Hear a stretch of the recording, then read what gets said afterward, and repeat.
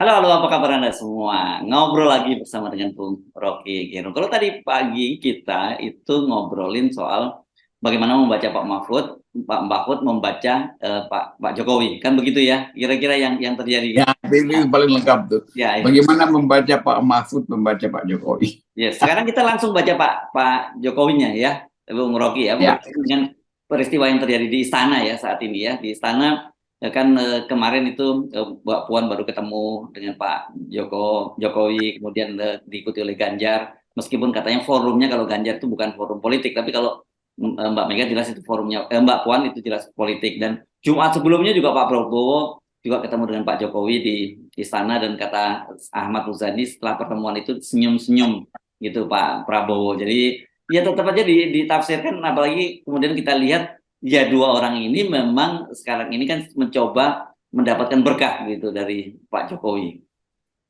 saya kira ini taktik adu domba yang sederhana atau soft adu domba kira-kira. Karena ini bukan karena Pak Jokowi tidak punya kemampuan untuk mengendalikan partai-partai politik, tapi dia merasa kalau partai-partai politik ini masih bisa diaduk-aduk, itu masih ada potensi untuk sebetulnya dengan agak curiga kita mau terangkan. Jokowi mengumpankan potensi kekacauan, kira-kira itu yang ada di kepala Pak Jokowi itu.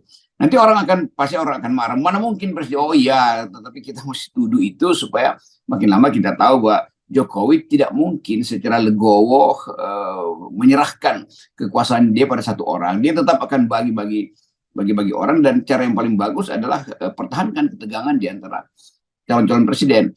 Kan dengan mengundang Prabowo, maka Ibu Mega akan cemburu. Dengan mengundang Ganjar, Prabowo akan cemburu. Tapi saya kira bukan itu yang terjadi. Karena masing-masing pihak udah merasa bahwa oke, kalau diundang kita datang. Tapi itu nggak akan mempengaruhi psikologi dari Prabowo yang memang udah merasa bahwa dia udah di atas kertas, sudah pasti menang. Yang justru kita pertanyakan adalah kalau dia ketemu Ganjar itu demi apa sebetulnya? Kan kalau Ganjar diajukan kembali oleh Jokowi yang ada gunanya juga. Tapi Jokowi cuma ingin memberitahu bahwa dia masih bisa mengatur Ganjar, kira-kira itu tuh. Tetapi pada Prabowo agak lain tuh, nggak mungkin dia mau kasih keterangan itu. Walaupun Prabowo senyum-senyum mengatakan ya lu atur apa lu nggak atur ya suka-suka dah, kira-kira begitu. Tapi Ganjar tetap memerlukan variabel Jokowi. Jadi ini lucunya PDIP sebetulnya yang masih tergantung pada Jokowi, bukan sebaliknya tuh. Ini kelihatan ya sekarang ini kan memang ada upaya untuk mengajuk hati Pak Jokowi untuk kembali ke PDIP, untuk kembali ke kandang lah, balik kandang gitu ya.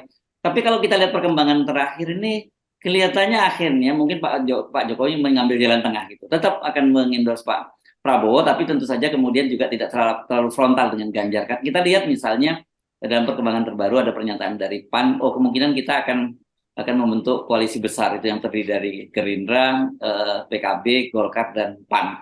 Artinya kalau itu yang ditempuh itu kan berarti tetap Pak Jokowi akan memberikan telurnya sebanyak mungkin di keranjangnya Pak Prabowo, begitu ya.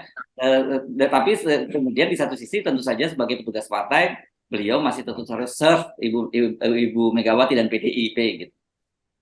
Saya kira memang itu betul. Dari segi analisis yang real, terlihat bahwa manuver Prabowo itu seolah unstoppable. Dan Jokowi pantau itu setiap hari. Itu bahwa kemampuan Prabowo untuk masuk dalam semua aspek dan beredar dalam politik dunia, itu membuat Jokowi menganggap bahwa dunia juga akhirnya memantau Indonesia dan menganggap Prabowo adalah calon presiden yang kira-kira ya tinggal dilantik lah, kira-kira begitu tuh. Tetapi karena ada basa-basi politik dengan Ibu Mega, maka seolah-olah Jokowi manggil Ganjar. Tapi tentu kita tahu diskusi Prabowo dengan Jokowi itu pasti beda dengan diskusi Jokowi dengan Ganjar. Tetap Prabowo akan mengatakan bahwa elektabilitas kami udah segini Pak Jokowi, dan Pak Jokowi ya saya tahu, saya pantau itu terus. Itu nggak mungkin diucapkan dengan Ganjar. Karena secara real Ganjar tidak melakukan apa-apa seperti yang dilakukan oleh Prabowo, mondar-mandir ke luar negeri, menemui sekian macam relawan. Jadi dinamika itu memang ada pada Prabowo, suka apa tidak suka tuh. Itu dalam perbandingan, kita bikin perbandingan antara Prabowo dan Ganjar. Ganjar tetap jalan di tempat, itu masalahnya tuh. Jadi kira-kira Jokowi mau bilang, iya memang saya tahu saya kader PDIP, karena itu saya mesti kasih spirit pada Ganjar. Tetapi publik menilai bahwa aura Ganjar itu udah hilang sejak dia berpisah dari Jokowi. Jadi Jokowi seolah-olah datang atau memanggil anak yatim itu untuk datang ke istana untuk dikasih support. Jadi anak yatim dalam pengertian yang sosiologis ya. Dan kelihatannya Ganjar justru ingin memamerkan itu lebih dahulu.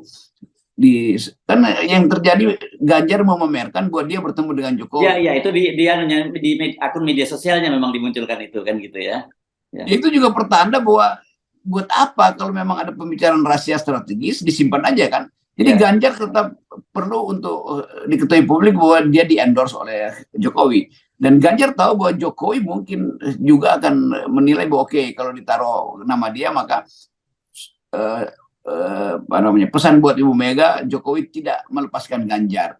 Kan Ibu Mega ingin juga kepastian bahwa Jokowi, Anda sebagai ketua, sebagai petugas partai tetap harus mendampingi jagoan Anda yang awalnya, yang kemudian pindah ke PDIP, dan itu sama aja kan. Anda kan cuma pindah dari menjagokan Ganjar, sekarang mengurus Ganjar, gampang aja tuh.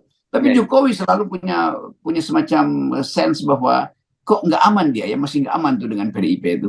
Karena itu dia panggil Ganjar untuk kasih kesan bahwa dia nanti tidak akan mencelakakan Ganjar, kira-kira begitu kan. Karena kalau kita hitung dari segi real politik, ya pasti Jokowi harusnya mencelakakan Ganjar supaya Ibu Mega kapok, kira-kira begitu kan. Nah kita makin lama makin pakai bahasa yang terus terang aja, karena analisis itu kan nggak mungkin lagi ditutup itu. Ya. Tapi kalau kita lihat sekuennya ya, saya kira kan kita bisa nafsiran gitu. Dari sekuennya Pak Prabowo hari Jumat yang lalu bertemu dengan Pak Jokowi di istana, dan kemudian sengaja ini kan kalimat ini sengaja Pak ini kan kalimat jadi disiapkan juga oleh Ahmad Muzadi. Oh, setelah Pak Prabowo nggak menjelaskan apa, tapi kelihatan dia senyum-senyum gitu setelah ketemu Pak Jokowi. Artinya itu kan memberi sinyal, oh ini positif dengan Pak Jokowi gitu. Tapi kan kemudian Pak Jokowi bertemu dengan Mbak Puan, dan setelah itu bertemu dengan Ganjar, dan Ganjar juga membocorkan itu di media sosialnya, meskipun belakangan dia menyatakan bahwa oh itu nggak bahas Borobudur, tapi memang ada dibahas soal politik. Jadi ini memang politik apa ya, politik sama saling memberi sinyal gitu. Dan kalau kita lihat kan dengan dalam berbagai kesempatan, misalnya Ganjar kalau menyampaikan sambutan, dia selalu menyatakan bahwa gua loh yang secara sah itu pewaris dari Pak Jokowi itu kan gitu. Sementara Pak Prabowo juga pasang baliho di mana-mana, kan gitu, yang menyatakan yang kalimatnya ini giliran Pak Prabowo itu dipakai. Saya lihat di beberapa tempat, tahun ini giliran Pak Prabowo. Jadi ini betul-betul absurd menurut saya, dua orang saling berebut tuah dari Jokowi. Rembut kering. Jadi kita bisa bayangkan Jokowi ingin pamer bahwa dia menguasai dua capres ini, yaitu Ganjar dan Prabowo itu.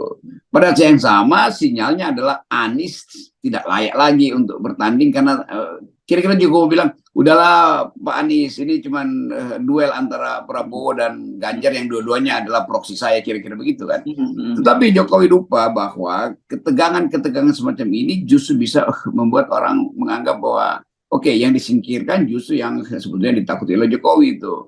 Dan itu Anies Baswedan akan dapat impact dari politik penyingkiran ini, dari psikologi penyingkiran ini. Itu sifat dari perpolitikan Indonesia selalu. Dia yang disingkirkan justru akan dapat simpati itu. Sehingga orang menganggap bahwa Jokowi memang kena menyingkirkan Anies supaya dia bisa atur hasil pemilu, siapapun yang menang adalah orang dia tuh. Nah itu apa namanya, konyolnya di situ. Saya nggak mau bilang dungu, konyolnya di situ. Karena bukan begitu cara mengatasi politik. Kecuali memang Ganjar itu adalah orangnya Jokowi, kecuali Prabowo orangnya Jokowi. Lalu Ganjar dan Jokowi tahu Ganjar dan Prabowo tahu bahwa Jokowi nggak punya kekuatan, tetapi dua-duanya ingin supaya paling nggak tidak diganggu, kira-kira itu. Ya tadi tapi kan ngomong tidak mungkin minta diatur, itu nggak mungkin. Ada prinsip bahwa Jokowi mau ini salah menurut saya ini. Ganjar maupun Prabowo mau diatur-atur oleh Jokowi ketika dia punya potensi untuk jadi presiden. Ya.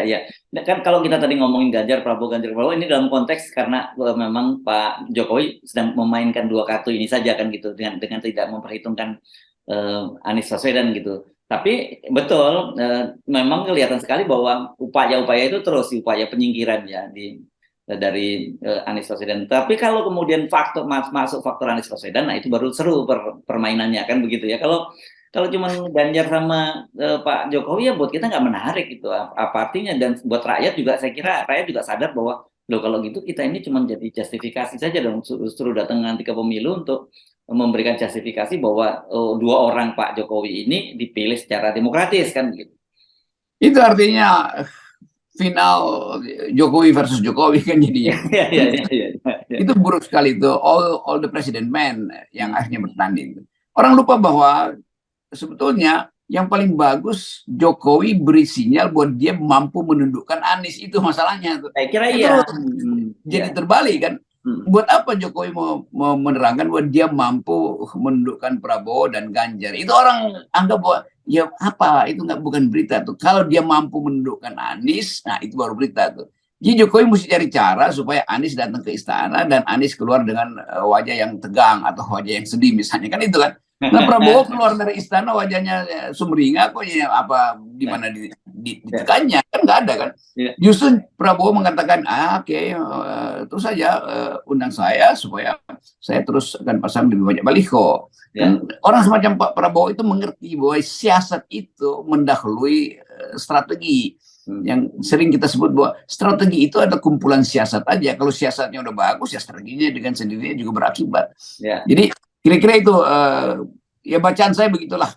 Ya, tapi saya kira ini hati-hati juga kalau Pak Prabowo mengundang Anies Baswedan ke istana dan kemudian apapun bicaranya Anies tahu dan dia keluarnya sambil tersenyum-senyum juga. Nah, tambah bingung kan nanti.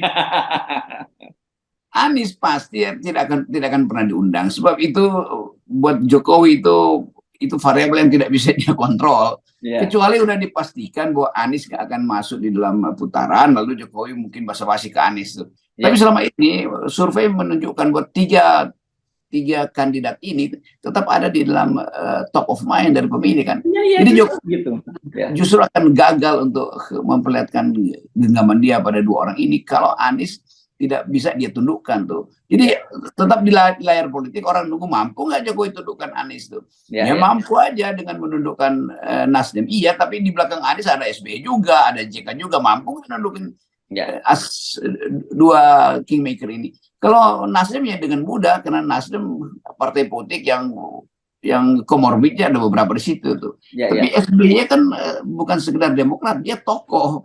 Demikian juga Pak JK punya reputasi yang pernah menjadi wakil Pak Jokowi dan tahu psikologi Pak Jokowi. Itu kira-kira begitu komposisi akhirnya.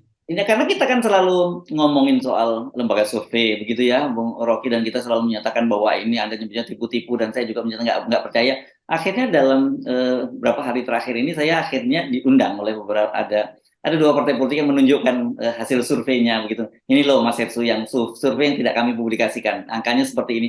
Betul seperti Anda tadi itu. Memang mereka saat ini sebenarnya dalam posisi sama kuat dan potensinya memang nggak mungkin ada yang menang langsung. Itu ada kalau 3 calon itu pasti 2 putaran. Itu angkanya kira-kira seperti itu karena masih dalam putaran, dalam pacuan kuda nih di antara ketiga ini ada selisihnya. Selisihnya memang ada gitu. Sekarang memang betul Pak Prabowo itu sekarang udah mulai menyalip Ganjar, sebelumnya Ganjar gitu.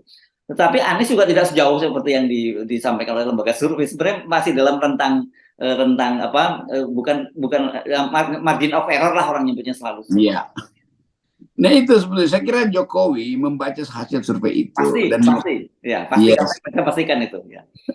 Dan dia tahu bahwa tiga-tiganya sebetulnya bergerak maju tuh atau nggak ada yang dominan di situ. Nah kecemasan itu yang masuk pada Pak Jokowi sehingga margin of error yang harusnya beritanya hanya sekedar berita statistik oleh Jokowi dianggap itu margin of terror sehingga dia merasa ketakutan kalau tiba-tiba yang satu melebihi yang lain tuh. Jadi tetap Jokowi ingin Anies tidak boleh melebihi 2 kandidat itu, tetapi menyingkirkan Anies itu juga agak susah tuh. Jadi tetap poin kita Jokowi berupaya untuk memberitahu pada publik cuma 2 orang ini loh yang mampu.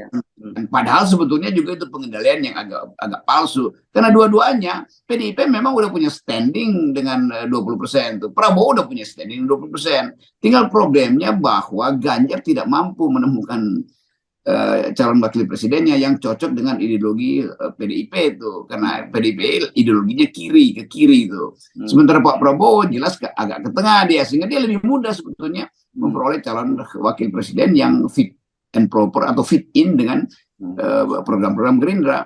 Yang paling mungkin misalnya kalau Erlangga misalnya, ya Erlangga lebih cocok dengan Prabowo karena Prabowo memerlukan teknokrasi dan Golkar menyediakan potensi untuk mengisi kabinet secara teknokratis tuh. Dia kaya dengan kader-kader yang paham tentang cara memerintah. Nggak mungkin misalnya atau kurang cocok kalau Golkar bergabung dengan PDIP karena permusuhan dari Orde Baru jelas terlihat ada perbedaan ideologi. Tapi hal-hal semacam ini kan diabaikan oleh lembaga survei karena lembaga survei hanya ingin lihat siapa yang potensi untuk diyakinkan pada publik bahwa dua-duanya presiden maupun wakil presidennya direstui oleh Jokowi, baik di kubu Prabowo maupun di kubu Ganjar. Iya. Dan kalau kita kaitkan dengan pembicaraan kita tadi pagi, sinyal dari Pak Mahfud MD, jadi bagaimana mungkin kita berharap artinya TNI dan Polri itu netral kalau kemudian Pak Jokowinya tidak netral. Saya kira mungkin TNI-nya mau dia bersikap netral gitu, tapi kemudian Pak Jokowi sebagai pimpinan yang membawahi juga TNI akan bilang saya tidak mau netral, jadi saya mau minta juga TNI untuk tidak netral. Walaupun kita percaya sampai sekarang saya kira elemen terbanyak sekarang ini kan generasi TNI sekarang generasi era banyak yang lahir di proses demokratisasi ya, Bung Rocky, banyak terdidik di negara-negara barat, kemudian juga banyak yang generasi barunya hidup dalam era demokrasi. Jadi saya kira mereka juga cenderung akan lebih bersikap netral dan mengawal proses demokrasi ini. Saya kira itu yang kalau saya bicara dengan kalangan ini terlihat bahwa rasionalitas TNI itu nggak mungkin lagi diajukan rasionalitas TNI ini yang akan menghalangi cawe-cawe dari presiden. Walaupun kita tahu presiden ada panglima tertinggi, tetapi anak-anak muda ini yang perwira-perwira muda mengerti betul bahwa TNI itu ada tentara profesional dan hanya masuk ke dalam wilayah sipil itu ketika dipanggil demi kepentingan rakyat yang kita sebut sebagai back to basic gitu. Jadi pandangan-pandangan semacam ini juga harus dilihat sebagai potensi dari TNI memang untuk tumbuh secara profesional. Nah, halangan-halangan yang lain adalah kita bisa bayangkan bahwa keputusan Jokowi di ujung akhirnya akan membingungkan tuh. Karena dia siksa terus-menerus, maka ditafsirkan oleh perwira-perwira TNI sebagai itu cawe-cawe dan ingin ikut campur sebetulnya tuh. Kan itu briefingnya begitu. Kira-kira setiap prajurit TNI diminta untuk memahami bahwa politik kita belum begitu stabil dan karena itu siap-siap untuk menjaga jangan sampai demokrasi kita juga justru dihanyutkan oleh kepentingan sepihak dari presiden. Jadi kita nggak perlu lagi bilang rejim, enggak, itu Jokowi secara personal dia yang cawe-cawe, itu bukan rejimnya tuh. Kan tinggal Jokowi yang diamati sekarang. Pak Luhut ya udah dianggap Pak Luhut ya udah dia udah terima. Bahkan Pak Luhut menganggap bahwa siapapun yang terpilih nanti udah terusin aja. Jangan macam-macam, jangan aneh-aneh. Macam-macam. Ya udah itu artinya Pak Luhut udah merasa oke. Mau Jokowi, mau Ganjar kayak mau Prabowo kayak atau bahkan mungkin diam-diam Pak Luhut juga bilang mau Anies kayak udah itu lebih enak tuh. Tapi itu bukan ancaman kan itu kayak Pak Luhut udah gak usah macam-macam. Itu maksudnya terima aja apa yang sedang ada sekarang tanpa perlu ada pemaksaan dari presiden. Jadi presiden nggak perlulah maksa-maksa penggantinya itu untuk meneruskan kebijakan dia, biarkan aja. Jadi itu saya kira yang hendak disinopsiskan atau diindikasikan oleh pernyataan Pak Luhut.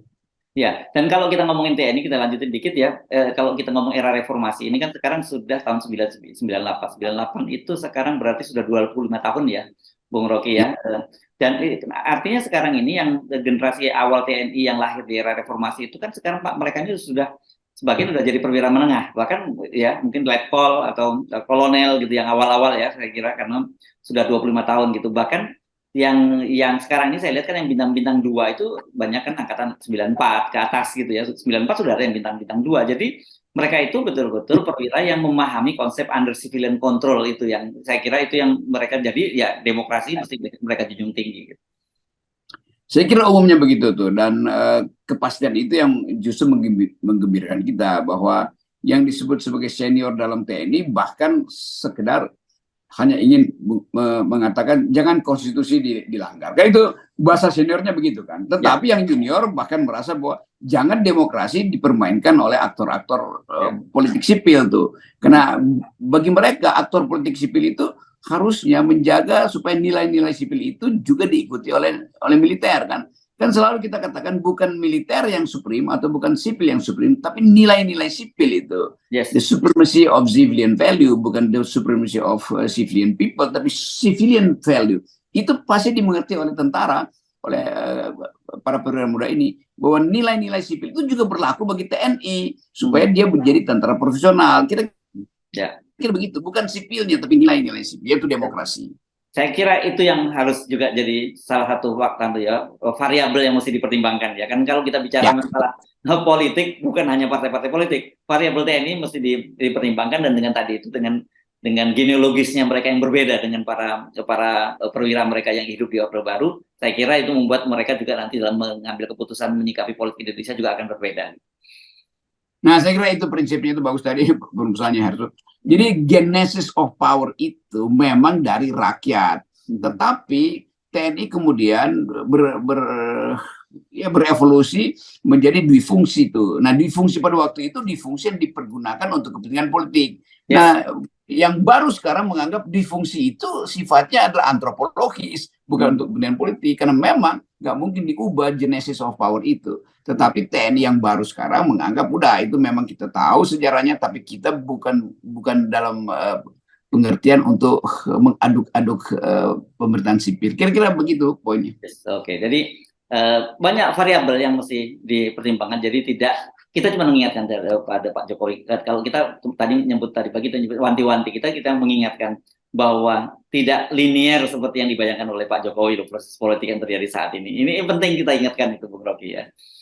Nah itu, jadi kita hanya boleh, kita tinggal perlu mengingatkan Pak Jokowi supaya jangan manfaatkan kekuatan-kekuatan yang secara potensial memang diperlukan untuk menjaga bangsa ini, terutama TNI dan Polri. Mau cawe-cawe silakanlah cawe-cawe secara politis, tapi jangan manfaatkan lembaga-lembaga yang sedang kita didik atau sedang kita upayakan untuk betul-betul tumbuh secara profesional, yaitu TNI dan Polri.